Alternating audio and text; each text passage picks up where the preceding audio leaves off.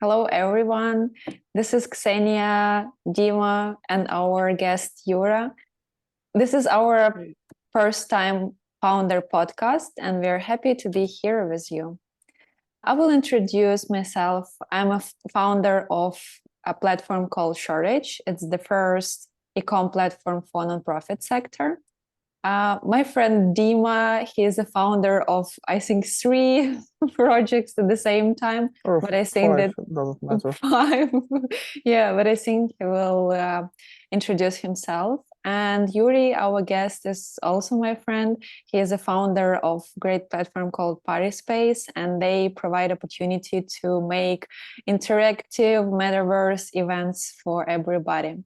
So, Dima, if you wanted to add something, just add something, and we can go to our first part of the podcast. It's like short questions, but the answer could be open. So, Yura, you can improvise. This is your podcast. This is your interview, and we are happy that you're here with us. So may I please introduce myself? Great. Yeah. If that would work. Yes. Okay. So great. Yeah, thank you. I'm Yuri. So I'm originally from Ukraine, as you could see over here. I moved in San Francisco not so long ago, in October last year, and we are building Party Space. So Party Space started in 2020, when global pandemics just began. Me and my co-founders, who are game dev veterans, they were building games as an indie game studio for 11 years. We have decided to combine our skills and to approach virtual events and video conferencing with our experience. We were really lucky. We closed our first big deal just in the third month of running a company. It's the world-leading music startup, which you're probably using, but the one we cannot name because we are under the NDA. Yeah, and recently, like Metaverse hype, Metaverse Tide really helped us to raise, and then it dropped down. So we are now a startup which is looking for a product market fit with a lot of ideas, projects. So yeah, we are surviving in the way we could. Glad to be here. Dmitry, Ksenia, thank you for having me. Well, great intro, Yura. Oh, it was, yes, I need to learn from you how to introduce myself. It was a great intro. What is your role? Sorry? So what is your role in the Uh, startup? I'm Because you said CEO. you're with friends. Yeah, I'm CEO and founder. And you're working full-time on it, yes? Yeah, that's. But now, Yeah, but sorry. my experience is in finance, and I started in boring and traditional finance. Then I have successfully avoided consulting twice in my life, and then I joined an investment firm in Ukraine, more of a family office where we were investing in traditional and crypto projects, also starting some businesses, and then I've decided I gotta try founder skin Is and it do it my own. this is your first time, yes? Yes. Oh, hello. He's We are just here to- perfect fit to our podcast. Did you decided to start a business and then found an idea, or you just had an idea and then decided to start a business? How was the switch from the employee career to the entrepreneurship? If you can. Yeah. That's actually a good question, which made me think about it. So, my role at the family office was not like a pure employee role. So I became a partner there, and we were not only investing, and we were also doing hands-on investments, which are more of like part semi-entrepreneurial role, and that's why it was just probably a matter of time for me to figure out like, okay, what kind of big story I'd love to start. And when the opportunity showed up, I just went all in with it.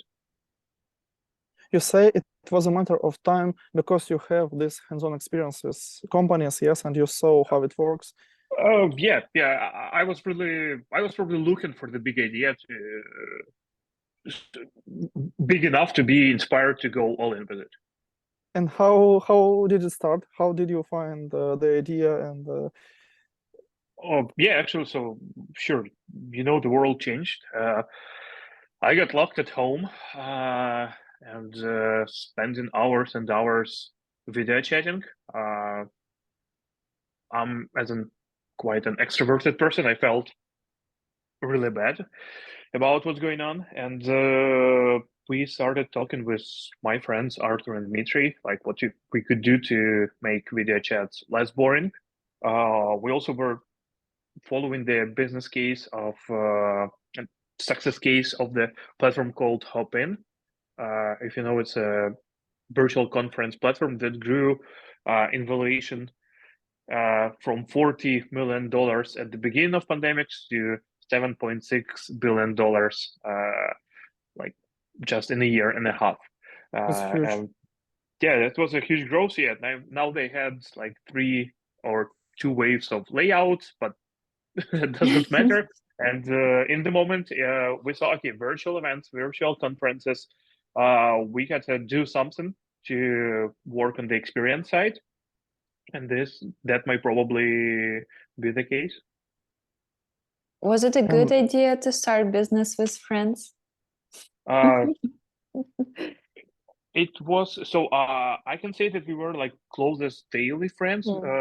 We were like knowing each other for a while. We were regularly communicating, so that was like a healthy way of starting business. It's like not when you're a husband and a wife starting a startup. I guess that's more of a challenge, especially for me. Uh, it was good. It was good to start. We knew that we are based on the same cultural code, that we listen to the same shows, we read the same books. So yeah, probably was it a was good a fit. founder fit. Yeah. Yes.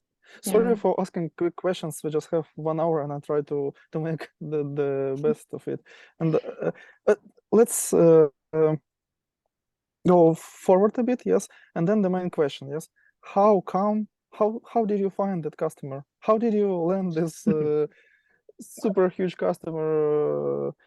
I also don't know the company, yes, but if you can tell something that doesn't violate NDA. Yeah, sure. So that was a like this debate, what is luck and what is skill. It's always, I guess, a combination of both.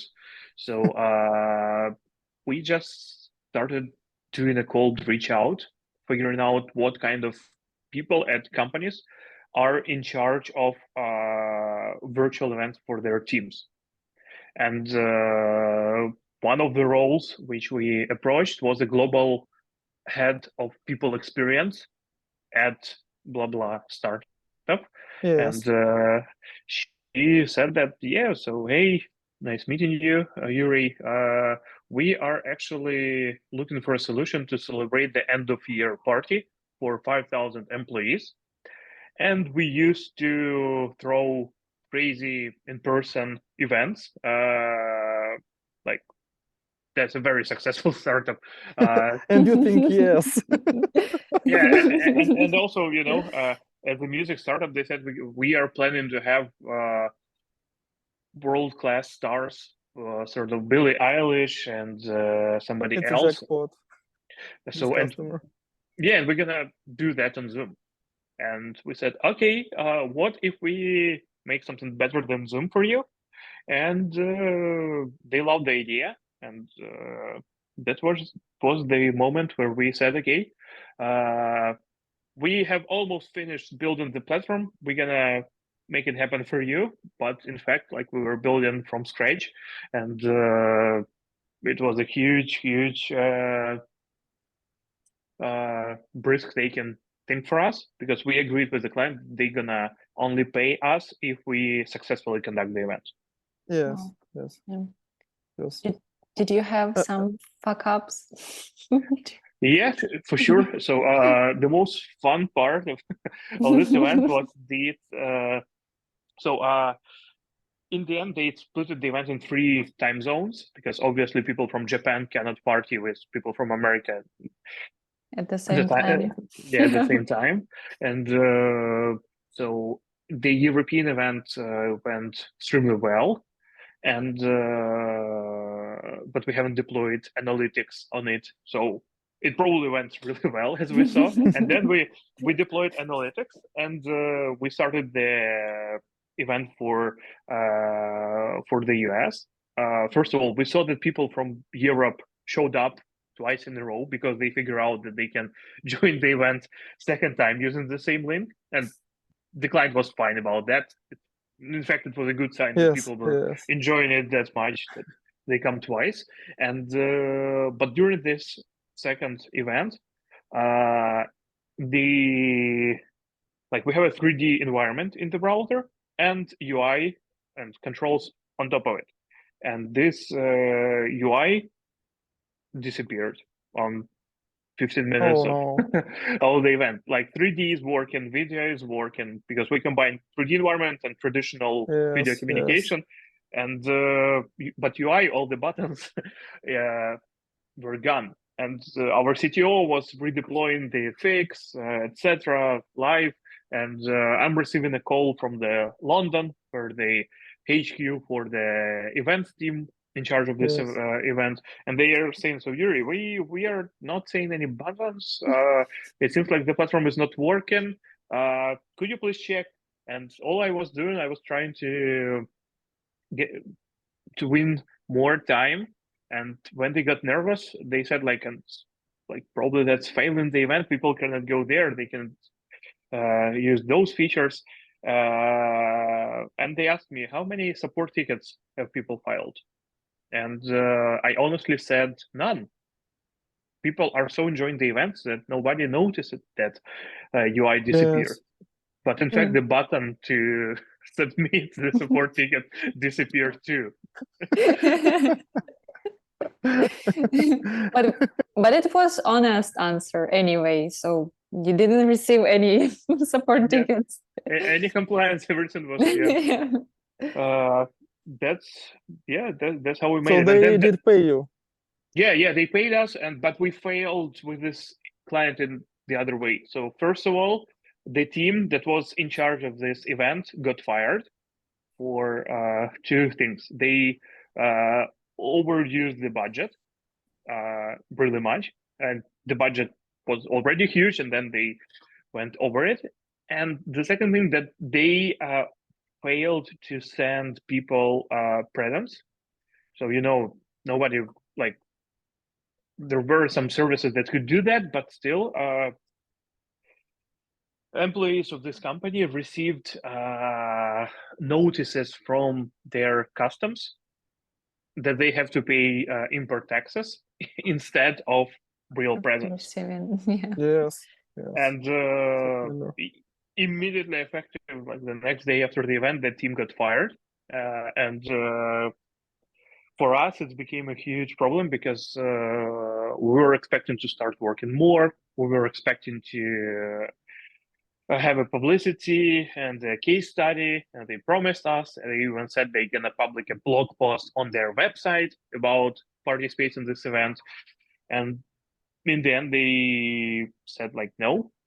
And then I've decided to go all in, and I wrote them an email that as we have discussed with the manager, they promised us to give publicity rights. That's why we have pitched these media outlets regarding the case we have worked with you. And like in a couple of hours, I have received a call from legal office of this huge, it's a publicly traded company, saying that they're gonna squeeze us to death if we don't if their name gonna appear anywhere in any publication. Yes, yes. Yeah, no, that was a hell of It's the opposite side adventure. of having such a customer. Yes. Yeah. It's can I ask you one more question about the technical details? Like just you said you sent cold emails, and did you had an experience sending them or somebody in your team, or it was just? It was actually not a cold email. It was a cold outreach on LinkedIn. I got you. Yeah. But manually just sending a message Do you remember this kind of messages? What did you write? I'm asking like a real Yeah. question. It's The- important the- for me to know this. Oh, the script back then was pretty vague. Let me actually check that. Uh, Let me check that. I can still open the DM with that person. We just discussed this yesterday with you, remember? That you block people on Yeah, LinkedIn to yeah. send you Who really are bad the scripts.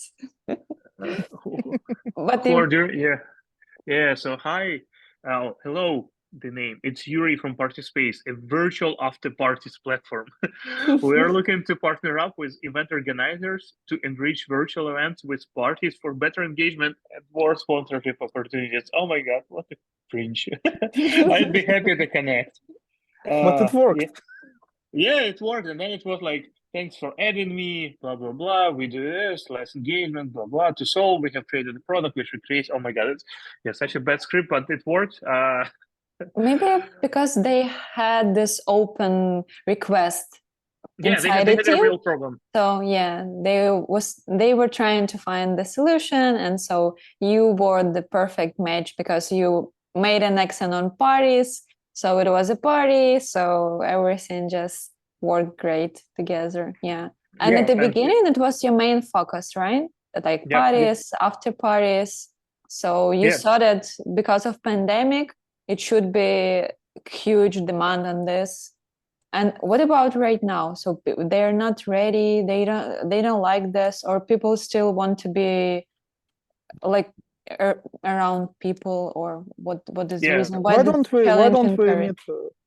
Sorry, Oh, it's sorry. crisis. Maybe we can blame this crisis. Xenia knows how to make me uncomfortable and how to hit in the pain point because we actually can we we can switch, Yura. no. So No, we love pain points.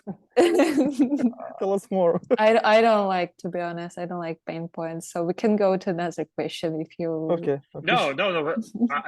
That's a good, honest question, and yeah, we were too slow realizing that virtual parties won't be a thing for. It's gonna be not a long-lasting thing. Last year, I guess only 1/3 of all events were parties and celebrations, and our clients were saying, "Oh my God, I hope it's our last virtual party." So like no matter how good it was comparing to Zoom, virtual events always sucks comparing to in-person events. And we, as a first-time founder, I guess I haven't realized that earlier. And when you are tunneled, when you are focused on the traction that it works, like the Google Ads is working, people are searching virtual party, then you find Yes. uh, you convert them into clients, you have like a positive unit economy, everything seems You think you have found great. product market fit? Yes. Yeah, but now uh, I think it was a nice to have product market fit, very situational one. But still, I'm inspired with the idea of having virtual parties. I don't know. Maybe it's just this small niche of people who think that it's really cool to have something like this and to participate. And it's easier to jump in such a party. So you don't need to order Uber. You can stay at home, just Yes, change, but create avatar, and that's it. So there is a good example of this company. Yes, that when you have large organization that spread among continents, many countries, yes, it's very easy to organize party, maybe in the virtual space. Because imagine having all these people in the same place. It's yeah, you not easy. save money, you save time. Like I So, see a lot of positive sides. okay, dear first-time founders, let's switch the mindset and think from the problem perspective. Okay, is there a person at the company in charge of virtual parties? The person that it's their daily job to think how they're gonna organize it. There is not. Okay, no, it's not No. a separate role. And the first thing that this function is really distributed among different roles. So we work with HRs, people experience, executive assistants, L&D managers, like CEOs. So it's not a real business function. So okay, it's not a real business function. Yeah, probably that would be more than enough for somebody not to build the foundation of their product on this. Yeah, because it's not a real pain point then. So now I assess each and every opportunity from this perspective, and when I say it would be cool too, I think like, okay, it's a good reason to, I don't know, to how do you call it when you make yourself feel some pain, like Some pain? yeah, Just- yeah. So I don't know, just to wake up. Masochism? Do you mean that? Like, and you enjoy it? no. You know, Just the to moment just to pin yourself, just to Yeah, wake yeah. up. I and- I Yeah. don't do it daily, so I don't know this. Yeah, yeah. So, like pin yourself when you think it would be nice too, and that's my number one takeaway from being a first-time founder. Yurii, when did you decide, like, this switch from, okay, you say, now we're going to build something new, different. What was the moment that you realized we don't want to go this idea? Yes, like, what was the moment? I don't know. When did you decide, like, to give up on the idea? Yes, and to go further, to be a second-time founder. Oh, so it's so hard question. I think it's so hard Yeah. to answer. Yes, but Yurii has this experience now. No, he's No, still like- in the process of finding the right product market fit, and he has some revenue and he has clients, but yeah, so it I wasn't haven't that give result, up. yeah, that he expected. So Yes. I got it. they continue to build it. I think that Yurii just answered our first question that we have in the list of main questions. So we can continue to go through these questions. It was like, as I understand, it was just the biggest and funding that you received during this journey, right?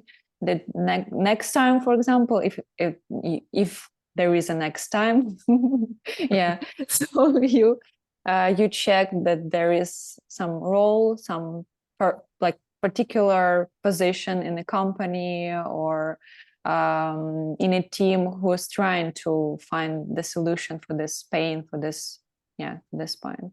In B2B case, yes. In B2C case, probably yes, but with from a different angle. Yurii, sorry. Yeah, sorry. We didn't Continue. ask it, but was your company founded? Like, how did you found it? How did you? Yeah. We raised in total $2 million. So Right. yeah, and we raised we burned through all the money by now. So we are now looking for new investors to do the sort of a pre-seed extension, I would call it this way, and mostly those potential investors who are, I guess we're gonna close them like somehow. I don't know why, but I'm still positive about that. Those are strategic investors because last year when we felt that virtual parties are going away, we started looking for different applications for our technology, and we started experimenting more, and that's how now we have first results on new markets, and strategic investors from these markets are being interested. I'm sorry, Ksenia didn't understand me. I meant that when did you decide to switch to another idea? Like, let's stop with virtual events, yes, and let's move to another idea. I didn't mean the company. Oh no. So we keep working in the virtual. Actually, like we switched from events to communication more, because the problem with events that also event is not always a regular stuff. Like it may happen once, it may be a regular event, but getting recurring revenue in event space is sort of a challenge which are facing like all other companies too. And that was one of the initial things, that switching from events to recurring usage of the product is the number one priority. And that's why we are now more in the communication niche, and communication is like more frequent. Like conferences, webinars. No, those are events. Or team Tho- communication, you mean? Yes. Yeah, like a virtual office. So we had an Mhm. experiment. Mm. It was in fact a failed experiment. We thought, okay, virtual office, like not for your team, but for client meetings. Mhm. But it didn't work. So then, like the recurrent usage, for instance, is where we build the metaverse VIP lobby for a casino. Why would I be secretive about that? So we are building VIP lobby for a casino, where 24/7 you can get in, meet other players, play with live dealers, and that's right in your browser. So, and that's also like not event based. Yeah, so And it's the third, constantly you have clients on yeah. your platform, you need to But support. for this casino, you needed to find casinos, yes, who acquire your products, who for it, yes. I mean, you didn't have casino. No. So we don't. Yeah, we are technology provider. We are not a casino. Or now. For now. Yeah. I always wanted one. I don't know. And I think there And- is money in this space. And it's possible, like people, they play virtually and it's okay for them to do this online. Yeah. yeah, to socialize while you are playing. So Yeah. that's the idea. So and the third product line, which we really started not so long ago, is the meeting room. We call it Metaverse Meeting Room, where you generate the environment, the skybox, using Stable Diffusion. So it really allows you to control the surrounding stuff. So when you are having a meeting, you can control what you see around. It really affects the vibe and the setting of the call. And it could be the most nice to have feature from those three. But it seems like we have found a interesting niche. Video conferencing tools, they are pretty similar. Zoom, Google Meet, Yes. Cisco Yes. WebEx, Teams, everything is providing sort of a baseline experience. And nobody tried to build a premium video conferencing tool. We have Superhuman on email market, and like you probably saw a lot of sent by Superhuman signatures, and it's working. People want to say like, I'm using a premium email app, and still you spend 3.5 hours a day on it in a pretty generic video conferencing tool. So, but when I'm pitching this idea to investors, to potential users, it's clicking in their heads. Okay, it's an interesting thing to explore because nobody, in fact, knows what's going to be the premium video conferencing experience. And we as Participate say we are telling you this is the premium experience when you control the environment, when you have 3D collaboration tools, etc., etc. And if that vision is going to work, then we are onto something really big. And that's probably the second biggest takeaway, if we're going to have that question, is that you're going to have a big story. When I was in Ukraine, I never felt real urge to sell the bigger vision. But the moment I arrived in San Francisco, this vacuum of not being able to articulate some big, massive, huge story really hit me hard. And for example, me as a customer, as an individual, can I like order such an event right now on your platform? Yeah, not because I'm your friend, but yeah, we keep doing that, and then that's also a good question. Like when you have to cut off the business line, and if you have to cut it off completely or you have to transform it, it's something that we're gonna figure out the moment we raise money, so we actually have money to figure out how to spend them. Yurii, is it hard to pitch now investors? Like Yeah. because of the market situation, yes? First of all, because of the market situation, and also because metaverse as the concept, like the market had overhyped expectations, and Yes. in return, everybody received legless, ugly Facebook avatars, Yes. creepy avatars, and market is disappointed with the word meta. That's why it's pretty hard for us to pitch right now.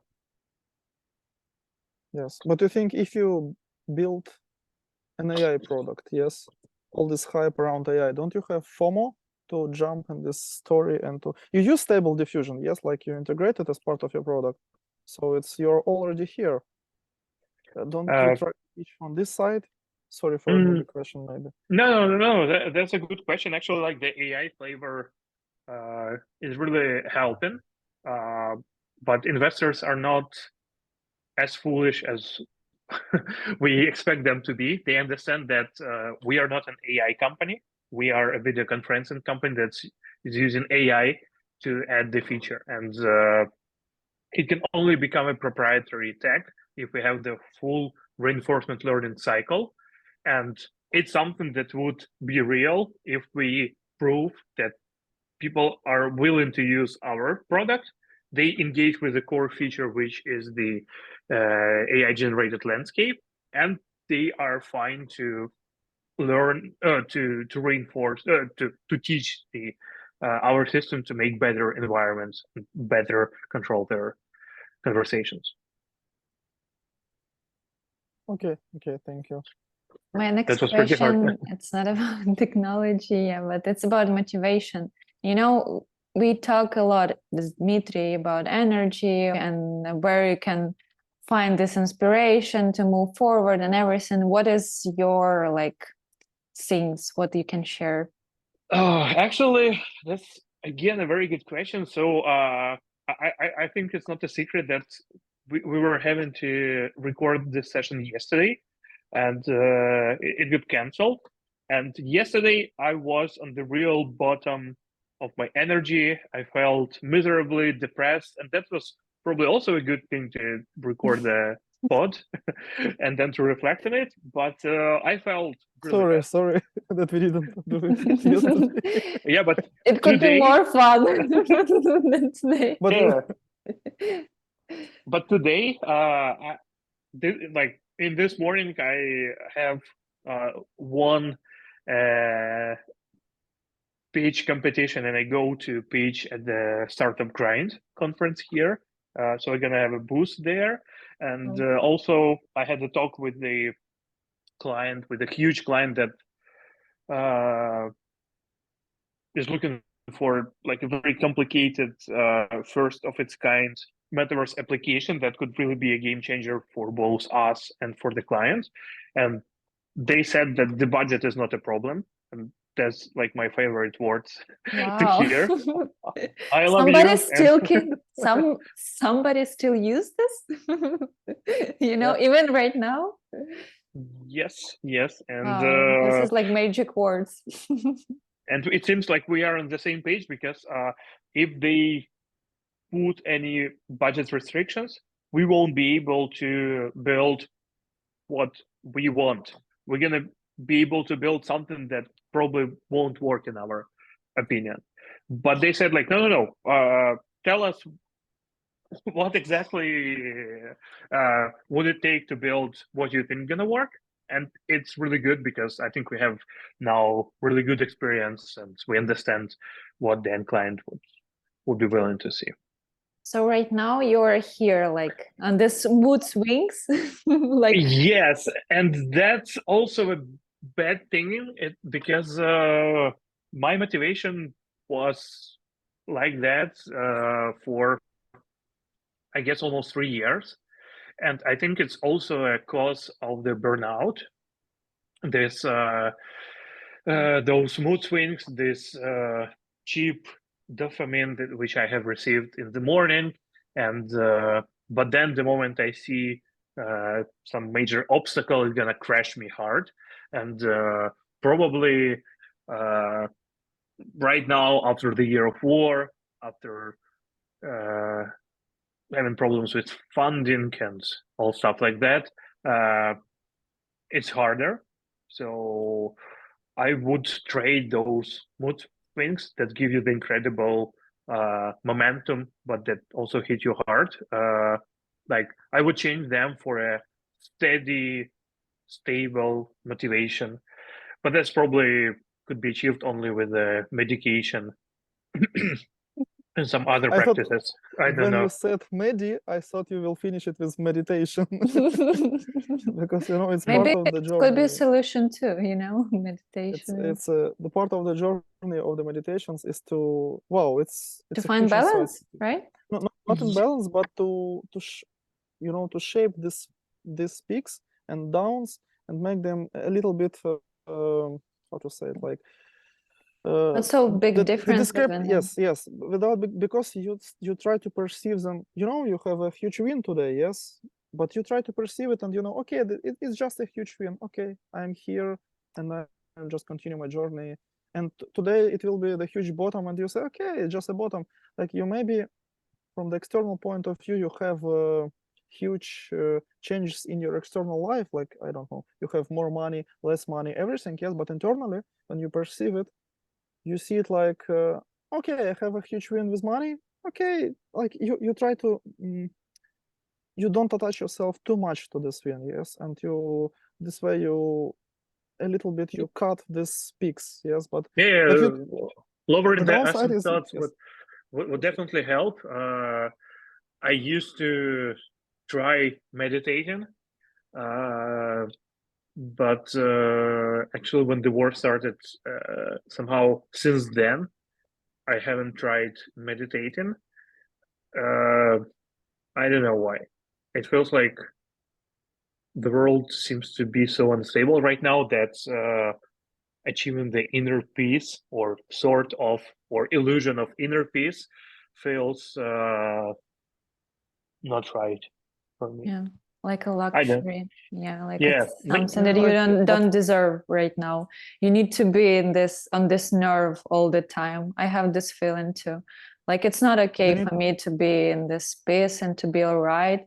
I need to be disturbed like all the time. I don't know why. That because also. other people will perceive you and think like, is it because of the external, you know, not validation, yes, but opinions, or like other people will think that okay, I'm here, I struggle and you not. For me, it's Yes. something inside, you know, because even here, like we right now, we're living in another city, or so we are in San Francisco, and nobody even know that we have a party with Europe, for example, today or tomorrow. But still, it's something inside. I don't know how to explain this. Yeah, for me, it's also sort of inside motivation, and it feels like I'm pretty afraid to look inside and face all the demons and all the stuff that's there. Like for me, what really worked well to reset everything was to have a good dose of psychedelics and some really stressful experience there. That really helped to then Was it LSD or another kind of psychedelics? a lot of different substances, mushrooms, LSD, DMT. They're all good. They're all different. It's always finding the the best fit for the day. But those experiences really helped to reset the system, to look inside, to face some demons. But now it feels like I'm pretty afraid to meet them today or tomorrow. Again, you mean? Not again. Like I used to be meeting them on a regular basis, but now I'm not prepared. Maybe it's just a fear. Maybe I should meet them. Who knows? You know, I talked with one young founder, and he like young but pretty successful, if we can call it like this. And he told me that he's addicted to this feeling of mood swings. Like he even have this understanding that it's not okay for him to be in a balance and to be like in the same mood all the time. And I talked with another founder who's like building a companies for different companies, some serial business for 10 years. And I shared something that bothers me right now. And he told me like, it's just a period of time. So just 3 months, you will like, it's for you, it's just 3 months or 5 months. It's not so long. So why do you worry about it? And I was like, what? So is it possible to have this mindset? I don't know. Maybe in 10 years, we can arrange this webinar or podcast in 10 years just to discuss the same topics and the same questions. Yeah. And share.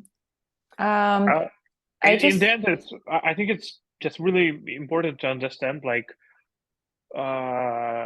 what is killing you and what is your drug? To kill it. Like, to kill it. no, like what is your drug? If you really enjoy those mood swings or you think you want to enjoy them, then go on. If you really want to have a stable meditative environment, yeah, please pursue it. But you have to be like pretty honest with that. Otherwise, it's just no fun.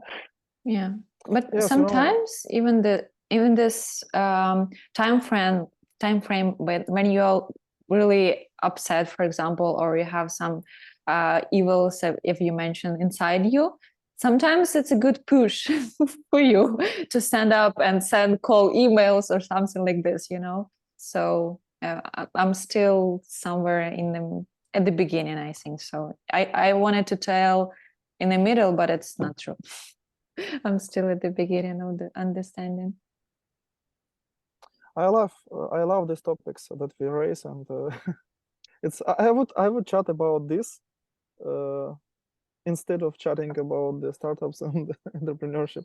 We can invite our friends, like founders, and just to ask one question at the beginning, and I think it will be a good conversation. Yeah, we can like invite a couple of friends.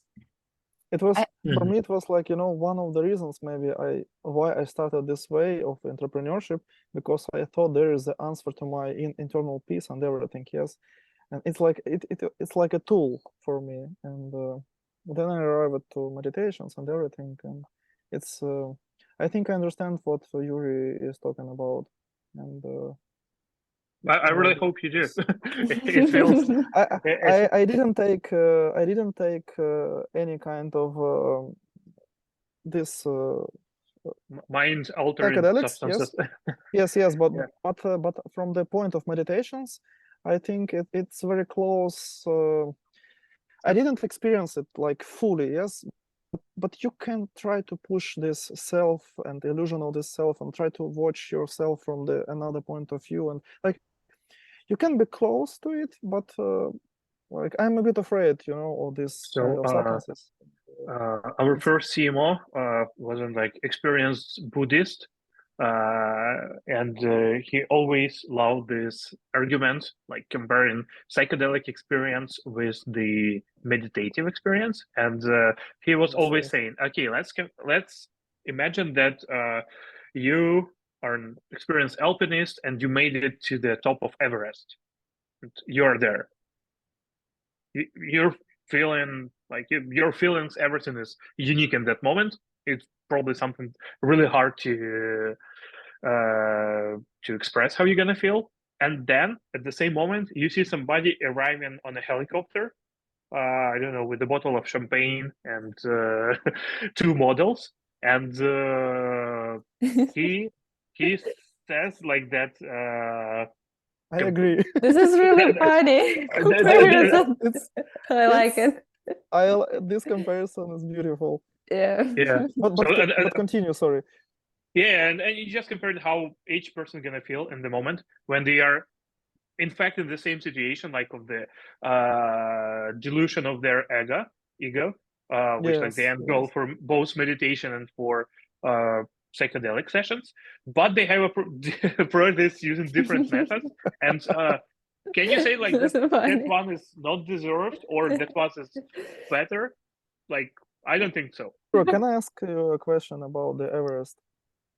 Yeah, sure. If I you wasn't there. climbed this mountain, let's just imagine, yes, it's an abstract example.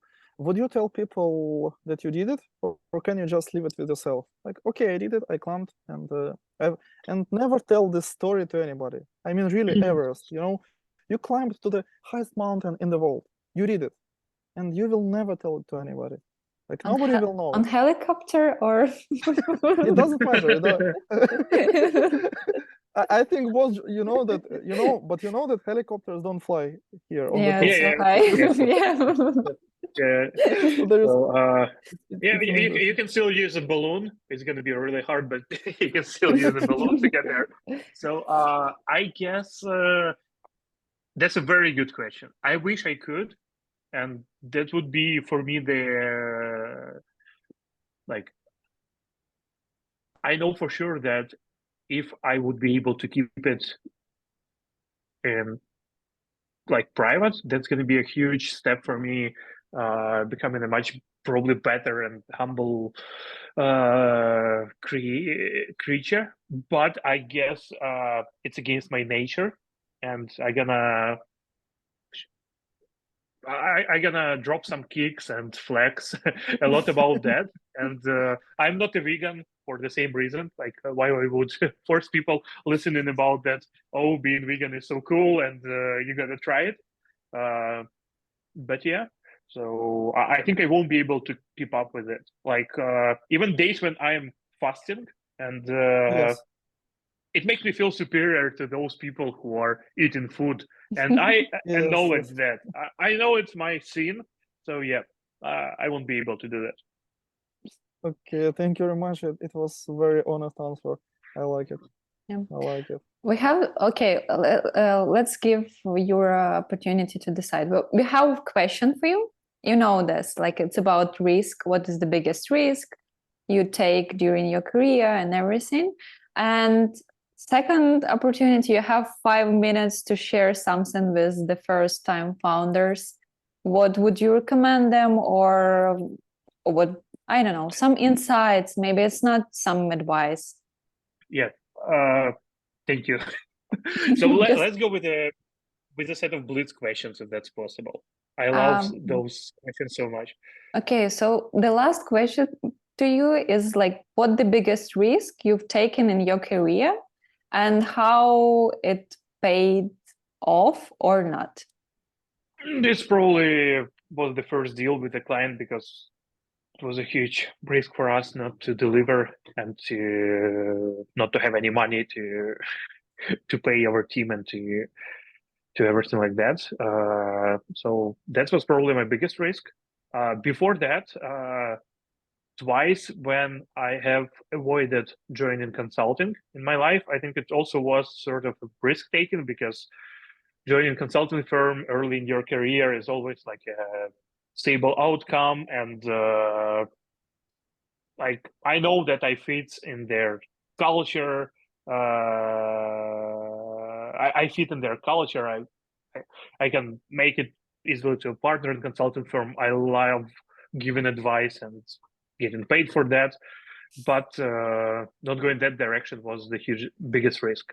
And probably then, yeah, and even the bigger risk was for me to not to go to medical university. So my whole family is a medical dynasty, like 3 generations of surgeons, microsurgeons, all the medical professionals, and I was there disappointed. I decided not to pursue career of a doctor, although it was a pretty safe bet, because with all the legacy, like in medicine, it's really important to have a good teacher and just a good mentor, and then you will eventually become a good doctor. Yeah, but I've decided that I should go into finance because I played Monopoly way too much in my early childhood. Wow. Yeah, that's why we won't be playing that on our parties. You can fight, you think? So we can say that you did know from your childhood that you will be, not that you did know, yes, but it's like some kind of your fate, destiny to be an entrepreneur, founder. Yeah, it felt like, and everybody was expecting me to become a doctor. And at some point in life, I just revolved and decided, said no. And the fun thing that only my dad is happy that I've decided not to go with this career. He said, like, now at least one person is our family that's smart enough not to go into medicine. Not just to follow the flow, just Yeah. to. I think it's great story for the end of our show. Dima, if you want to ask something, I don't know, we need to ask Dima if he has like a minute or two. No, you yes, you want know that don't allow to ask me questions because it will never end. Yeah. I'm super. Yurii is very interesting person, and I'm super grateful that you joined us, and Ksenia, that you invited Yurii, and that we could talk about all this stuff. And of course, I have Thank a you. lot of questions. And Especially, I think it's really good that we met today. Probably yesterday you Ksenia, why you invited him here for the first time Founders podcast, I disagree. Maybe yesterday we could talk about, about the Everest and meditations from the beginning. Like, Yeah, because I just like this part start of the from this. conversation more than the business part. Anyway, all conversation is good. Yeah. and Thank you so actually, much. speaking of that, I think that the moment I have a positive, or I don't know, just the story with Party Space ends, and I'm pretty optimistic about that. I don't know why, but I'm pretty optimistic about it. I think I'm gonna start a company in the psychedelic space. I'd love to do some research and see how the combination of software, some practices could enhance the positive effects of psychoactive substances. And I hope that the market won't be way too saturated by the moment, like Compass Therapeutics already IPO'd. There are plenty of room on that. No, I had a conversation with my friend from Venture Fund, and she shared with me that they were upset they didn't invest in a company who is working in this space. So yeah, right now it's like too late for them to return to this question. Okay. Thank you so much, Yurii. Thank you for your time, for being with us. It's great. I think that we will invite you one more time, even not maybe once. I'd love to, and I think for the I don't know if you know any shows where people are smoking shisha, but I really think we need a talk show where people are smoking shisha, and it's really gonna change the dynamics and make a proper content. Let's think about this. I told this to Ksenia, that we need to make yellow titles like, this founder takes drugs and then he raises a capital. It will be viral video. Yeah. Just to go viral, we can use all the tools. But it's very it's very easy and to sell your soul with this stuff. You just okay. So thank you, guys. Thank you for our listeners. And this is the First Time Founders with Dima and Ksenia, and our perfect guest for today, Yurii. Yeah, thank you. Thank you, Yurii. Thank you so much. Bye. Thank you. It was my pleasure. Bye-bye.